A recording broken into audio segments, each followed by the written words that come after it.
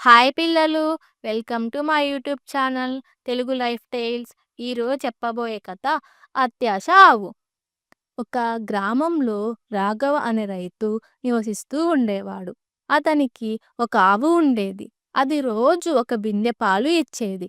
రాఘవ సంతోషంగా ఉండేవాడు. కానీ ఒకరోజు అతనికి అత్యాశ కలిగింది. ఈ ఆవు రోజు 2 బిందెలు పాలిస్తే నేను ధనవంతునవుతాను కదా అని అనుకున్నాడు. అతను ఆవును ఎక్కువగా తినిపించడం మొదలుపెట్టాడు. దాని ఆరోగ్యం గురించి పట్టించుకోలేదు.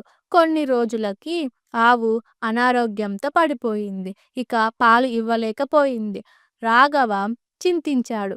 కానీ ఆలస్యం అయిపోయింది. గ్రామంలోని ఒక వృద్ధుడు అతనితో అత్యాశ చేస్తే ఉన్నది కూడా పోతుంది అని చెప్పాడు. రాఘవ తన తప్పు తెలుసుకొని ఆవును జాగ్రత్తగా చూసుకునేవాడు. చివరికి ఆవు కోలుకొని మళ్ళీ పాలు ఇవ్వడం మొదలుపెట్టింది. రాఘవ నేర్చుకున్నాడు, సంతృప్తి ఉంటేనే సంతోషం ఉంటుందని గ్రహించాడు.